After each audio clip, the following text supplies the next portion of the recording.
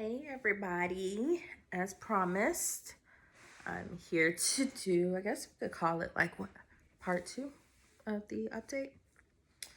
Um, Let me get my cheat sheet. um, okay, so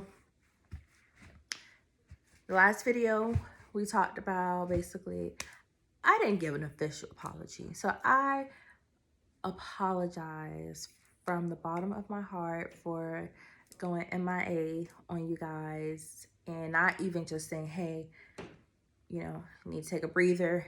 I'll be back when I can. Like, I didn't do any of that stuff. I just went MIA. And I really do apologize about that. So my last video, if you didn't see it, was about why I haven't been here. Well, why I haven't posted any videos. Talked about the miscarriage. I did get a positive pregnancy test for my first cycle of Femara. Took 2.5 milligrams for 5 days, cycle days 3 through 7. Ovulated on cycle day 15. Got a positive pregnancy test on 10 DPO. Had a miscarriage it was declared a miscarriage, and I was like 7 weeks and a day or something like that. I don't remember. 7 weeks and a half. Baby stopped growing, or things stopped developing at 5 weeks and 4 days. So I ended up having a D&C. So we talked about that. But you can watch the other video to get more like details about that. So this is just a follow-up from that video. So I'm gonna make this really quick. That way we can get into the where are we now video. So, okay, after I had my miscarriage and D&C in June 2018, I didn't get a period. So I went to the fertility doctor and he was like, first of all, Anthony fired the man. Let's not forget that. Anthony fired him. But I'm like, babe, listen, I done built a rapport with him. I built a rapport with the nurses, and I won't go to him for any surgeries or anything. We just need him for the purpose of while we're seeing him. And after that, that's it. He was like, I guess, whatever. You know how men are. So anyways, he let me have my way. So when I go see him, he was like, let's do a CHG. Let's do a HSG. Sorry, HSG. HSG is when they go inside vaginally. They go in, they look at your tubes, your fallopian tubes, to make sure that there's no scarring, make sure it's not blocked. Because if your fallopian tubes are blocked, then the egg can't travel and you can't get pregnant. So, so you want to make sure that those things didn't happen. Yes, I got pregnant, but sometimes some people, even though their fallopian tubes are like blocked, like 90% blocked, there's still that small 10% chance that they can get pregnant, and some do get pregnant. But he's want to make sure that's not the case, because the thing is, yeah, we could jump in and take all the fertility treatment in the world, but if we don't do a semen analysis to make sure that there are swimmers and they're strong and there's enough, I'm going to be taking all these fertility medications for pretty much no reason, and they do have side effects. And two, if we're not doing CSG testing just to make sure I'm okay, like on the inside, then again, we can be wasting a lot of time and money. So he wanted to do the CSG, and I was like, okay, cool. Let's do it. Whew, my God, painful. When I tell you it was so painful, I almost jumped off the table. I almost kicked the doctor in the face. So because I almost kicked him in the face, and if you know me, I'm a very mild tempered person. Very rarely get upset, not a rowdy person at all whatsoever. So the fact that I almost kicked this doctor can tell you, like, oh wow, it must have been very painful. And yes, it was. So basically, he was just saying, like, my cervix or whatever, it's short. So when he was put in the little tube, and like supposed to go like straight in and then curve, I guess, he was like, it was hitting the back of my cervix. So that's why it was hurting. So he was like, instead, let's do something called a, oh, so when he was able to get in there, see a little bit, he's seeing something like a polyp or, okay, TV turning up on its own, rude. Um, he was able to see something like a polyp or something. He just didn't know what it was. It could have been leftover tissue from the placenta, from the DNC. Could have been anything. We don't know. So the only way to find out is to go in there and explore. So he was like, "Look, this is causing you a lot of pain.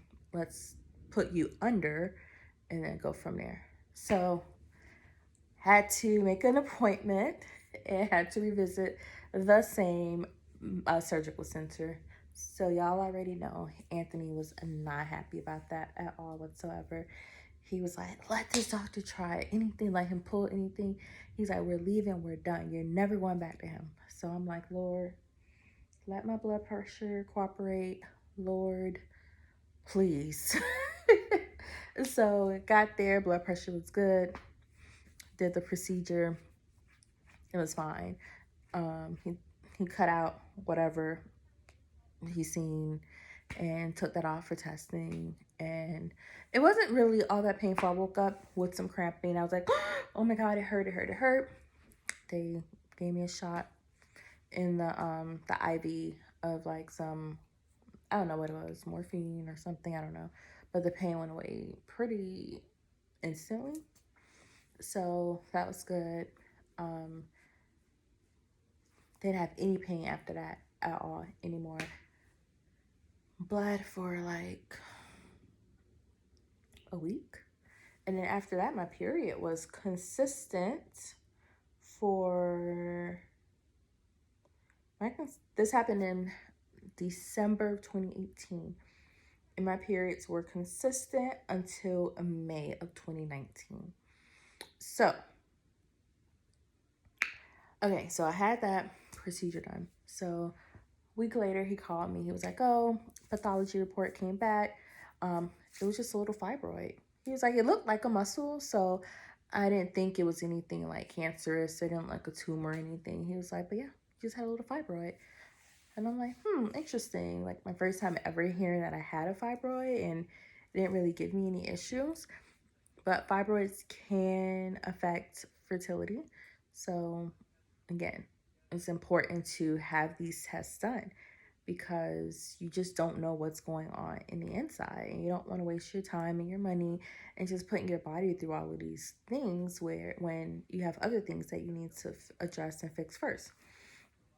So okay, so that happened in December, and then something else happened in December. I know you said I'm rocking some extra jewelry. So Christmas, Anthony and I got engaged. Yay! um, Best day ever. Um, I will put a link to our wedding website, and you can click on it. You can read the wedding story. You can read all the other stuff, fun stuff.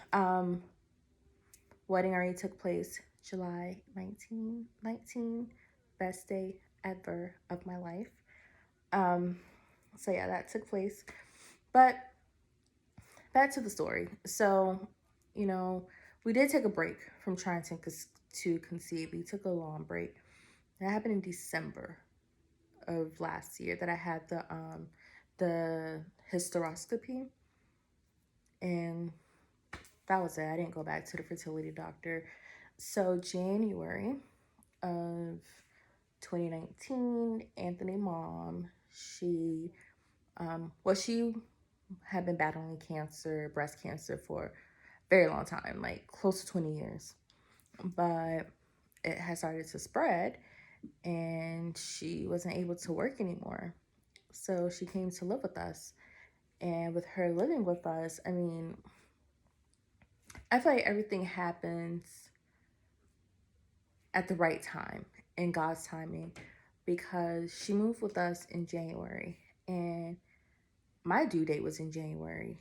And Anthony's siblings, like, they just, like, their homes didn't have enough space, enough rooms. Like, we are in a 4-bedroom house, and it's just him and I. So it made sense for his mom to come live with us because she wasn't able to work. She wasn't really able to take care of herself, take care of herself and live alone and things like that. And so it was best that she lived with one of her kids. And so, we took her in. But, if I would have, my pregnancy was successful and I would have had our baby in January, that would have been just a lot. It would have been extremely hard. It would have just been overwhelming because taking care of a newborn is a job in itself. But being a caretaker, whole different, completely different level. And no matter how much someone tries to explain it to you, you will never grasp the concept until you're in that person's shoes. And of course, that's not something I would wish on anybody, not even my worst enemy, not even on Donald Trump, not on anyone. I wouldn't wish being a caretaker on anyone. I don't want anyone's loved one to get a terminal illness to the point that they can't do for themselves and things like that. But so Anthony's mom came to live with us. Um, Unfortunately, she did end up passing away in April, April 8th, 2019. And that's been very difficult, because even though it's hard, and even though you're like, Lord, do I have the strength to keep going, to keep going, and keep going? It was hard, but you built your routine. When you first walk in the door, first person you're gonna see is that smiling face and saying, "Hey, honey, how was your day?"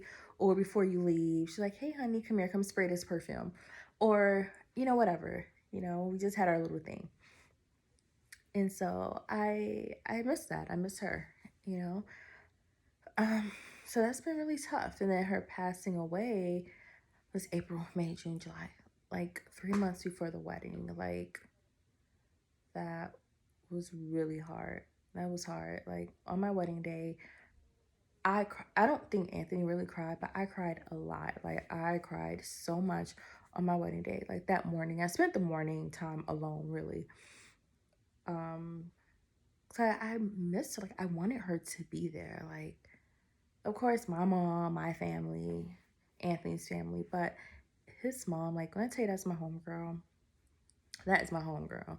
And so I really, really, really, really wanted her to be here, you know, to see her son get married. So that was really, really, really tough. But again, God is in control. And um, yeah, we just took a break. Like, there was just no way we could focus on having a baby. Like, when do you have time for intimacy?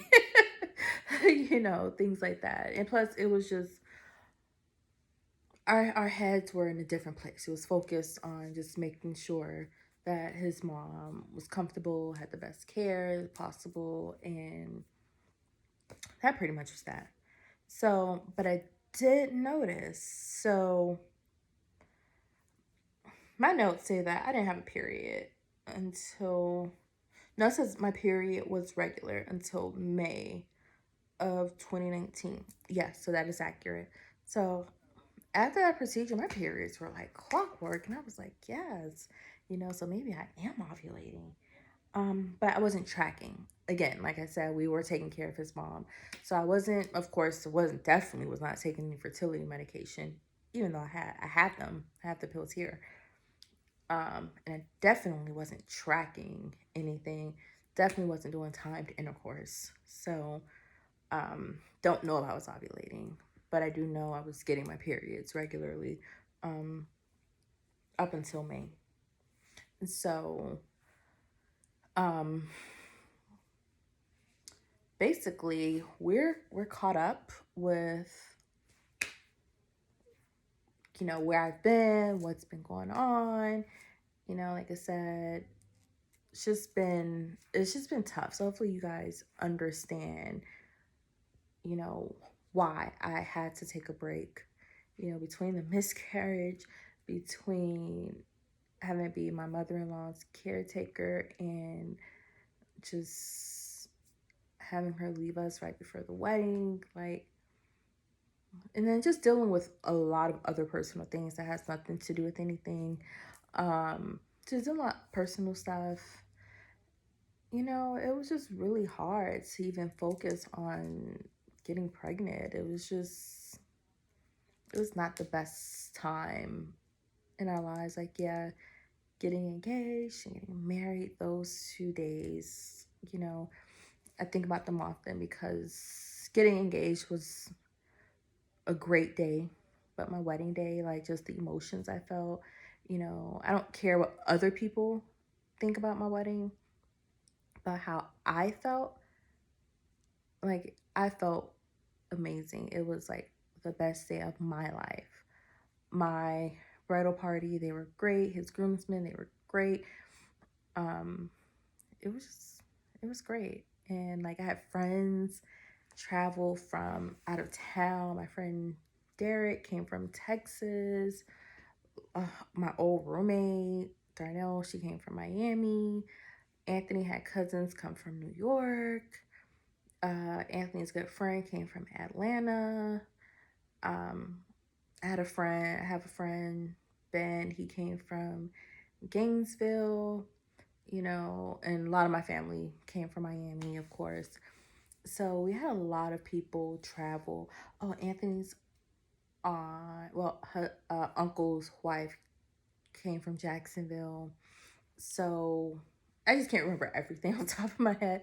But I just say that to say we definitely felt the love. You know, people traveled. They took time out of their Friday. We had our wedding on a Friday. They took time out of their day, took time off of work if they worked on Fridays to come spend it with us, little old us, you know? And so it was nice. It was nice. I felt love, and it was the best day ever. Got to marry my best friend, love of my life.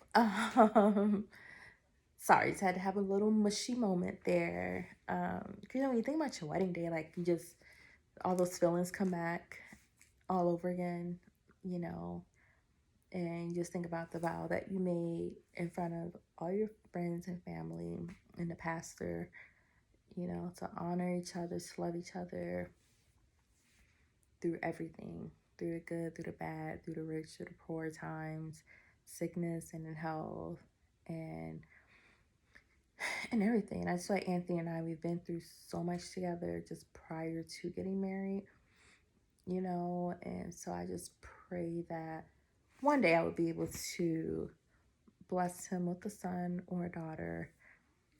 You know, he deserves it. I deserve it. And like I said, I don't want to make the videos too long. I pretty much got you caught up to date.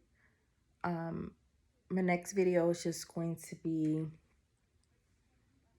where we are currently and things. And I might go get something to eat and then come back and do that video. That way I will have all of us, all of y'all, I'm tripping, all of y'all caught up, and then all my videos to be current from there. And again, thank you so much. You know, I love you guys so much. Have a great day.